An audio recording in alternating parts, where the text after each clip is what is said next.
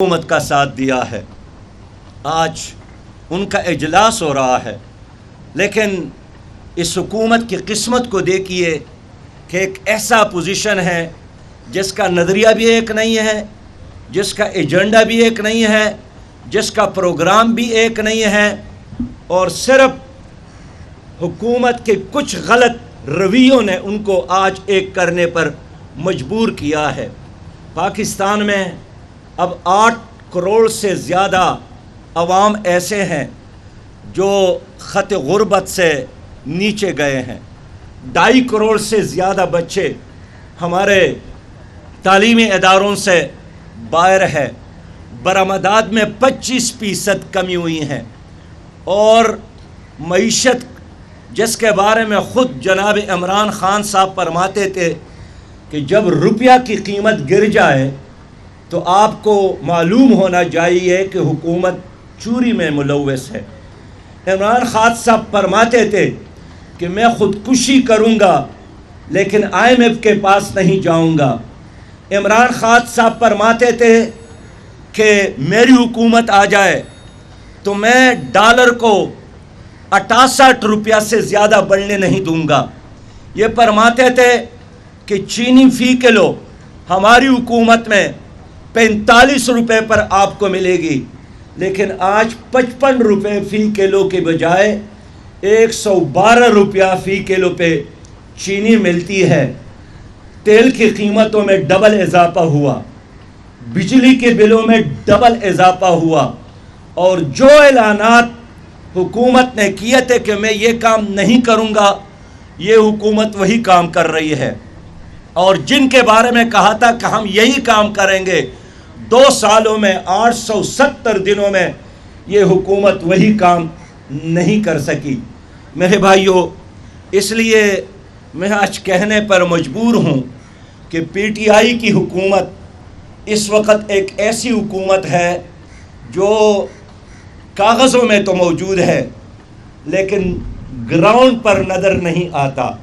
خود وزراء اپنے آپ کو وزیر اعظم کے سامنے جواب دہ نہیں سمجھتے، اور نہ وزیر اعظم اپنے آپ کو عوام کے سامنے جواب دہ سمجھتے ہیں.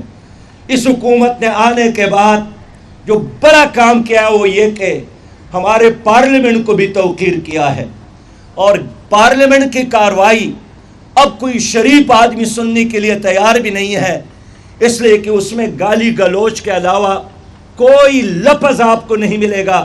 انہوں نے ہماری وہ شائستہ تہذیب کو بھی تباہ کیا، اور وہی باتیں کر رہے ہیں جو لوگ نجی محفلوں میں بھی نہیں کرتے ہیں. میرے بھائیوں، اس لیے میں کہنا چاہتا ہوں کہ PTI کی حکومت نے یہ بھی کیا کہ فوج کو متنازعہ بنانے کی کوشش کی، اور جب بھی کوئی ایسا کام جس کے نتیجے میں لوگ عوام حکومت پر تنقید کرتے ہیں تو ان کے وزراء یہی بتاتے ہیں کہ یہ تو اسٹیبلشمنٹ کا فیصلہ ہے. اب یہ خود اسٹیبلشمنٹ کے لیے بھی دیکھنے کا اور ان کو سوچنے کا کام ہے کہ ایک حکومت کے لیے، ایک پارٹی کے لیے وہ کیوں اپنے آپ کو متنازع بنا رہے ہیں. اب لوگ ان کی طرف دیکھ رہے ہیں. میں اس لیے کہنا چاہتا ہوں کہ PTI کی حکومت میں امن و امان تباہ ہو گیا ہے. کراچی سے لے کر چترال تک اب لوگ اپنے آپ کو محفوظ نہیں سمجھ رہے ہیں. ہمارے بیٹے اور بیٹیاں، ہمارے بچے اور بچیاں اپنے آپ کو غیر محفوظ سمجھ رہے ہیں، اس لیے کہ چاروں صوبوں میں جو پولیس ہے وہ VIP کی تحفظ پر اور ان کی خدمت میں آپ کو نظر آئے گی. آپ کی کراچی میں مروہ جیسی بچی کو اٹھا کر کس طرح بے دردی کے ساتھ اس کو شہید کیا گیا اور جلایا گیا. ہمارے اسلام آباد میں معصوم بچی، اس کو اٹھایا گیا، قتل کیا گیا. عمر راٹور 5 سال کا بچہ اغوا کیا گیا، قتل کیا گیا. ڈیرہ اسماعیل خان کا شریفہ بی بی پانی لینے کے لیے باہر گئی اور اس کو بے دردی کے ساتھ اس کے عصمت دری کی گئی. نوشہرہ کے عوض نور قرآن کریم کا پارا ہاتھ میں لے کر مسجد کی طرف جا رہی تھی، اغوا ہو گئی، عصمت دری بھی ہو گئی، اور پھر ان کی لاش والدین کے حوالے کی گئی۔ لیکن ہماری حکومت 2 سالوں میں بچوں کے تحفظ کے لیے بھی کچھ نہیں کر سکی۔ اور حال ہی میں موٹر وے پر جو واقعہ ہوا ہے، اندازہ کر لے کہ آپ کی حکومت لاکھوں پولیس کے موجودگی میں اب تک مجرم کو گرفتار نہیں کر سکے، تو جان اور مال بھی غیر محفوظ، معیشت بھی تباہ ہو گئی۔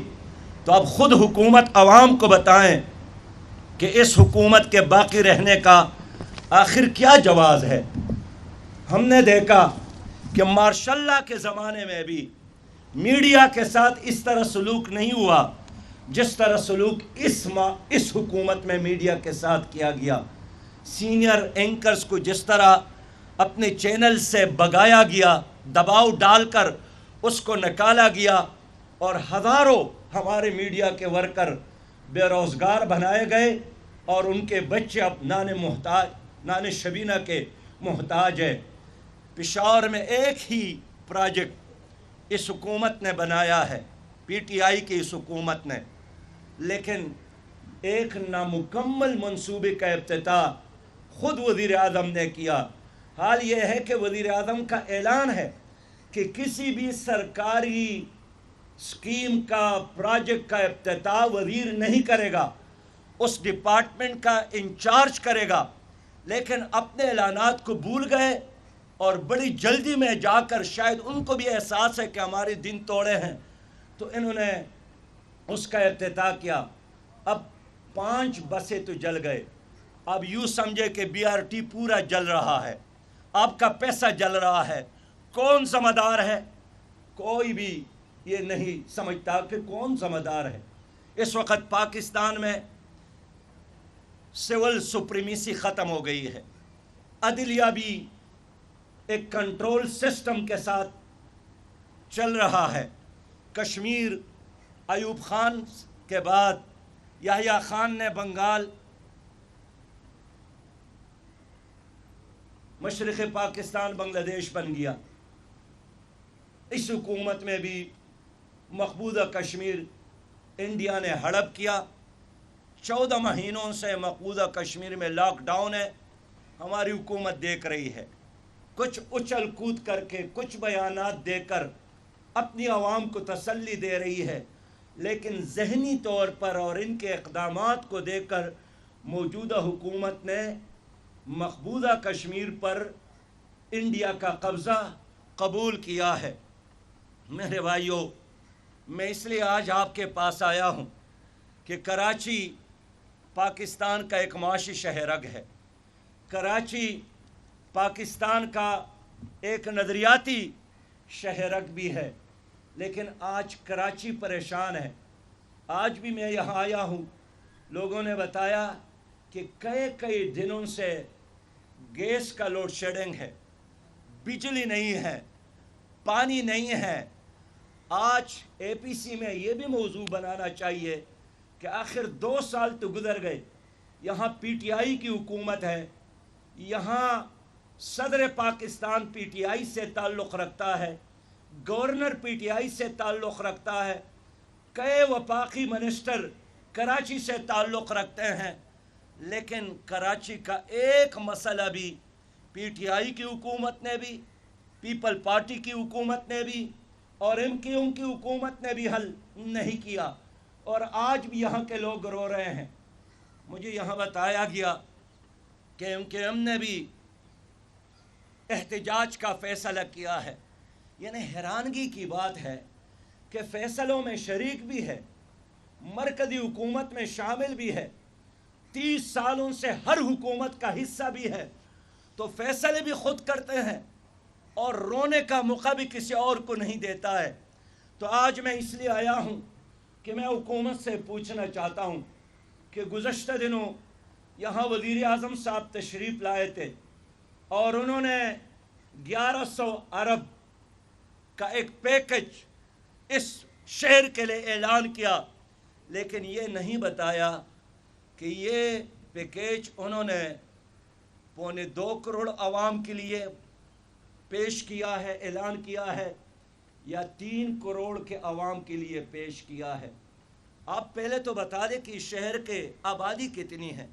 اور مجھے یاد ہے کہ پیپل پارٹی نے وعدہ کیا تھا، مرکزی حکومت نے وعدہ کیا تھا کہ ہم اس شہر میں اصل آبادی کو جاننے کے لیے کوئی 5% پر دوبارہ مردم شماری کریں گے، 5% بلاک کو دوبارہ ہم ریویزٹ کریں گے تاکہ پتہ چلے کہ اس شہر کی آبادی کتنی ہے۔ لیکن اب تک پیپل پارٹی اپنے اس وعدے کو پورا نہیں کر سکے۔ کراچی سمیت پورے ملک میں با اختیار شہری حکومتیں قائم کرنا حالات کا تقاضا ہے۔ یہ صوبائی نظام، یہ مرکزی نظام، یہ چلتا رہتا ہے، لیکن انہوں نے شہروں کے مسائل میں اضافہ کیا۔ اس لیے کراچی ہو، کوئٹہ ہو، لاہور ہو، پشاور ہو، فیصل آباد اور ملتان ہو، اسلام آباد اور پنڈی ہو، ان تمام شہروں میں خود حیدرآباد ہو، با اختیار شہری حکومت بنانے کی ضرورت ہے۔ ہم کہنا چاہتے ہیں کہ کوئی ملک میرٹ کے بغیر ترقی نہیں کرتا۔ ہم چاہتے ہیں کہ پورے ملک میں یہ جو رشوت کا کلچر ہے، سفارش کا کلچر ہے، کمیشن خوری کا کلچر ہے، یہ ختم کیا جائے اور پاکستان میں میرٹ کا حقیقی سسٹم بحال کیا جائے۔ اس لیے میں آج آپ کے پاس آیا ہوں کہ جماعت اسلامی نے اس شہر کے مسائل کے لیے، شہریوں کے حقوق کے لیے 27 ستمبر کو ایک عظیم شان حقوق مارچ کرنے کا فیصلہ کیا ہے۔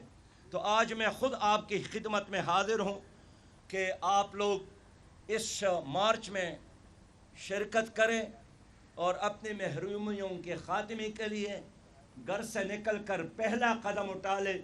انشاءاللہ تعالی اللہ تعالی آپ سب کو کامیابی عطا کرے گا۔ میں کہنا چاہتا ہوں اس وقت اپوزیشن موجود ہے، لیکن میں اپوزیشن کی خدمت میں بات رکھنا چاہتا ہوں کہ اصل مسئلہ نیب نہیں ہے۔ نیب کا مسئلہ ایک جزوی مسئلہ ہے، یا چند افراد کا مسئلہ ہے، یا چند خاندانوں کا مسئلہ ہے۔ میں مانتا ہوں کہ احتساب کو بھی ایک انتقام بنایا گیا۔ میں مانتا ہوں کہ نیب کی کارکردگی مایوس کن ہے۔ میں مانتا ہوں کہ نیب خود قابل احتساب ہے، لیکن میں یہ کہنا چاہتا ہوں کہ اصل مسئلہ اس ملک میں ایک شفاف الیکشن کا انعقاد ہے۔ اگر 2 مہینے بعد الیکشن ہو اور الیکشن کا یہی نظام ہو تو کیا اس الیکشن کے بعد پھر ہم نے احتجاج کرنا ہے؟ اس لیے تمام سیاسی جماعتوں کو مل کر اصل نقطے پر ڈائیلاگ کرنے کی ضرورت ہے، نظام بنانے کی ضرورت ہے کہ حقیقی طور پر ایک شفاف الیکشن کا انعقاد کیسے یقینی ہو جائے۔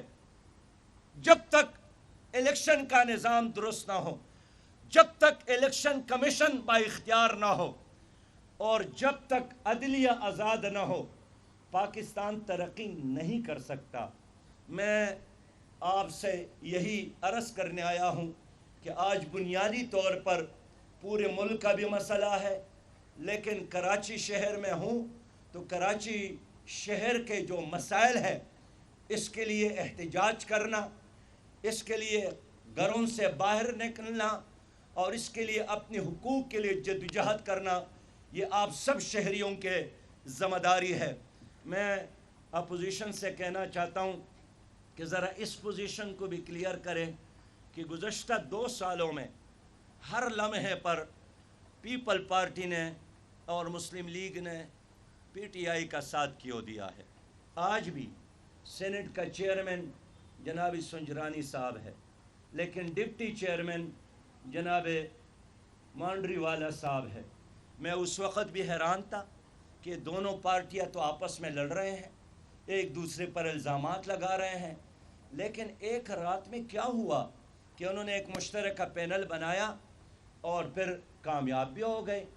پھر جب اسی چیئرمین کے خلاف عدم اعتماد کی تحریک پیش ہو گئی تو ہم 164 تھے، لیکن ایک ہی چھت تلے اور 5 قدم کے فاصلے میں ہم نے پھر دیکھا کہ 164 میں 14 ووٹ وہ پھر غائب ہو گئے اور پھر ہم 150 ہو گئے. میں کہنا چاہتا ہوں کہ اگر اس ملک میں آرمی چیف کو ایکسٹینشن دینے کا مسئلہ تھا تو انہی لوگوں نے ساتھ دیا، ان لوگوں نے آنکھیں بند کر کے ٹپے لگائے. اور اب جب FATF کے دباؤ پر یہی حکومت قانون سازی کرتے رہی، ہم نے پیپل پارٹی سے بات کی، ہم نے مسلم لیگ کے بھائیوں سے بات کی کہ اب ایک موقع یہی ہے کہ آپ اپنی انفرادی تشخص اور ایک حقیقی اپوزیشن کا کردار ادا کرنے کے لیے آگے آ جائیں اور حکومت کا ساتھ نہ دے. لیکن آنکھیں بند کر کے پھر ان کا ساتھ دیا، اور یہی وجہ ہے کہ یہ جو 870 دن گزرے ہیں اس حکومت کے آنے کا، 870 دنوں میں 870 بار اس اپوزیشن کی بڑی جماعتوں نے ان کا ساتھ دیا ہے. جماعت اسلامی کا اعلان ہے کہ ہم انشاءاللہ تعالی حقیقی اپوزیشن کا کردار ادا کریں گے، سینٹ میں بھی، قومی اسمبلی میں بھی، صوبائی اسمبلیوں میں بھی، اور چوک اور چوراہوں میں بھی، عوامی سطح پر بھی. جماعت اسلامی ایک منظم جماعت، جماعت اسلامی ایک دیانتدار جماعت، جماعت اسلامی کی ساری قیادت آپ کی خدمت کرنے والی قیادت. ہر لمحے میں ہم نے ثابت کیا ہے کہ ہمارا کوئی انفرادی ایجنڈا نہیں ہے، کوئی ذاتی ایجنڈا نہیں ہے، کوئی خاندان کا ایجنڈا نہیں ہے، کوئی مفادات کا ایجنڈا نہیں ہے. ہمارا ایک ہی ایجنڈا ہے کہ پاکستان مضبوط ہو، پاکستان مستحکم ہو، اور پاکستان کے شہری اور دیہاتی لوگ خوشحال ہو، ترقی کرے اور آگے بڑھے. ہم انشاءاللہ تعالی اس ایجنڈے کے حصول کے لیے اور اس پر عمل کرنے کے لیے اپنی جدوجہد کو جاری رکھیں گے. بہت شکریہ.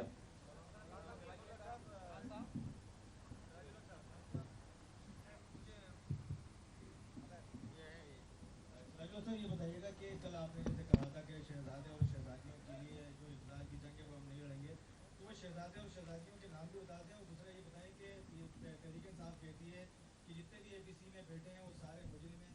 آپ کا کیا ان مجرموں کے حوالے سے کیا مجرم سمجھتے ہیں یا کیا کہتے ہیں؟ دیکھیے، کرپٹ لوگ اپوزیشن میں بھی ہے اور کرپٹ لوگ اس حکومت میں بھی ہے. شوگر مافیا وہاں بھی ہے اور حکومت میں بھی ہے. بجلی چور مافیا ادھر بھی ہیں اور ادھر بھی ہیں. اور میں کہنا چاہتا ہوں کہ ایک ہی طرح کے لوگ ہیں جو ایک ارینجمنٹ کے طرح کے تحت کچھ ادھر بیٹھے ہیں یا کچھ ادھر بیٹھے ہیں. ان کی پالیسی، ورلڈ بینک کے پالیسی، IMF کے غلامی، خارجہ پالیسی، حتیٰ کہ دین اور شریعت کے حوالے سے جو بات آتی ہے، شراب پر بندش کی بات ہو، تحفظ ناموس رسالت کی بات ہو، اس طرح کے تمام موضوعات پر ہمیشہ ان لوگوں نے اتفاق کیا ہے. میں نے سینٹ میں جمعہ کی دن کی بحالی کے لیے قرارداد پیش کی کہ جمعے کا دن بحال کیا جائے، اس لیے کہ جمعے کی چھٹی کے خاتمے سے معیشت مزید خراب ہو گئی، بہتر تو نہیں ہوئی. بالاتفاق حکومت اور اپوزیشن کے بینچوں نے کہا کہ نہیں، اس پر ہم سب ایک ہے. تو اس لیے میں سمجھتا ہوں کہ وہ بہت سادہ آدمی ہوگا جو فرق کرتا ہے. باقی آپ نے پوچھا کہ شہزادہ کون ہے اور شہزادی کون ہے. آپ بھی خدا کو حاضر و ناظر جان کر آپ نہیں جانتے ہیں کہ شہزادہ کون ہے اور شہزادیاں کون ہیں. صاحب یہ بتائیے، مولانا صاحب یہ بتا دیجیے، حضرت ادھر جناب ITI موجود ہے تو مولانا فضل الرحمان جو بڑا فیکٹر پلیٹ فارم ہے سیاسی، تو مولانا فضل الرحمان صاحب ادھر جا رہے ہیں، ان کا کوئی نیا ایجنڈا ہے؟ دوسرا سوال یہ، کراچی کے مسائل پہ کراچی کے عوام پانی ہو، بجلی ہو، تعلیم ہو، نوکری ہو، بجلی کا بل بڑا ہو تو ادارے نور حیات، جب الیکشن ہوتے ہیں تو جماعت اسلامی کے ووٹ خالی ہوتے ہیں باکس، یہ اس کی کیا وجہ ہے؟ دیکھیے، پہلی بات تو یہ ہے کہ آپ نے مولانا فضل الرحمان صاحب کے بارے میں پوچھا کہ اس کا ایجنڈا کیا ہے، تو مناسب یہ ہے کہ مجھ سے میرا ایجنڈا پوچھے اور ان سے ان کا ایجنڈا پوچھے۔ میرا ایجنڈے کے بارے میں ان سے نہ پوچھے گا اور ان کے ایجنڈے کے بارے میں مجھ سے نہ پوچھے گا۔ دوسری بات یہ ہے کہ ہمارا تو ڈیمانڈ یہی ہے کہ یہاں پولنگ اسٹیشن آزاد نہیں ہے، یہاں پولنگ بوتھ آزاد نہیں ہے، یہاں الیکشن کمیشن آزاد نہیں ہے، اور اس لیے میں اپوزیشن کو بھی دعوت دیتا ہوں اور اس وقت جو حکومت مسلط ہے ان سے بھی یہی بات کرتا ہوں کہ اگر آپ ایک خوشحال اور مستحکم پاکستان دیکھنا چاہتے ہیں تو جمہوریت کو آزاد کرو، سیاست کو آزاد کرو، پولنگ بوتھ کو آزاد کرو، پولنگ اسٹیشن کو آزاد کرو۔ حقیقی جمہوریت آئے گی تو آپ بھی دیکھیں گے کہ جماعت اسلامی پاکستان میں بڑی سیاسی جماعت کے طور پر ابھرے گی۔ صاحب یہ فرمائیے گا، آپ کی باتوں سے یوں محسوس ہوتا ہے کہ بیچ میں ایک صدارتی نظام کی باتیں بھی ہوئی، اس حوالے سے آپ کا جماعت اسلامی کا کیا موقف ہے؟ دوسرا یہ بتائیے کہ کراچی کے حوالے سے 1100 ارب روپے کا پیکج اناؤنس کیا گیا، اعلان کیا گیا، اس حوالے سے کوئی ہلچل نظر نہیں آتی، کوئی ایسے کوئی کمپلیٹ اقدامات نظر نہیں آتے کہ وہ بجٹ کراچی میں کب لگے گا، کیسے لگے گا، کس کے ذریعے لگے گا؟ دیکھیے، یہ تو جس دن وزیر اعظم صاحب نے یہاں آ کر 1100 ارب روپے کا اعلان کیا تھا، اس وقت بھی ہم نے کہا تھا کہ پہلے تو جو 162 ارب کا اعلان ہوا تھا جس کا ایک عرصہ گزر گیا، اس کا حساب کتاب کیا جائے کہ وہ کہاں خرچ ہوا، اور اس طرح 2 سال بعد پھر آپ یہی مطالبہ کریں گے کہ وہ 1100 ارب روپے کا اعلان ہوا تھا وہ کہاں خرچ ہو گئے۔ باقی رہی بات صدارتی نظام کی، تو ہم نے صدارتی نظام کو بھی دیکھا ہے، ایوب خان کے دور میں بھی، جناب ضیاء الحق کے دور میں بھی، جناب پرویز مشرف کے دور میں بھی، اور پارلیمانی نظام کو بھی دیکھا ہے۔ ہم کہتے ہیں کہ اصل نظام اسلامی نظام ہو تاکہ عام آدمی کا مسئلہ حل ہو جائے۔ نہ صدارتی نظام میں آپ کا مسئلہ ہوا اور نہ پارلیمانی نظام میں۔ اب عوام کو اٹھنا چاہیے اس ملک میں اسلامی نظام کے لیے جس کے لیے پاکستان بنا تھا۔ صاحب ابھی آپ نے شفاف الیکشن کی بات کی، تو آپ کیا کسی قبل از وقت الیکشن کا اعلان کر رہے ہیں یا چاہتے ہیں کہ حکومت اپنی مدت پوری کرے؟ اور دوسرا سوال یہ ہے کہ حکومت نے دوہری شہریت کے حامل افراد کو الیکشن لڑنے کی اجازت دی ہے، اس پہ کمنٹ؟ دیکھیے، میرے خیال میں دوہری شہریت کے حوالے سے جو ہماری تجویز ہے وہ یہی ہے کہ کوئی بھی شہری آ کر یہاں الیکشن لڑ سکتا ہے، لیکن الیکشن کے بعد اس کو ایک ملک کی شہریت اختیار کرنا پڑے گا۔ اگر وہ برطانیہ سے آیا ہے، اگر وہ امریکہ سے آیا ہے، اگر وہ کینیڈا سے آیا ہے یا کسی اور ملک سے آیا ہے، الیکشن میں کامیابی کے بعد اس کو اس شہریت کو چھوڑنا پڑے گا، اور کسی ایک ملک کی آئین اور دستور کی پابندی کا جب وہ حلف اٹھاتا ہے تو اس حلف کا یہی تقاضا ہے کہ وہ کسی اور آئین کے تحت وہ شہری نہ رہے۔ اس لیے میں سمجھتا ہوں کہ اس پہ کام کرنے کی ضرورت ہے۔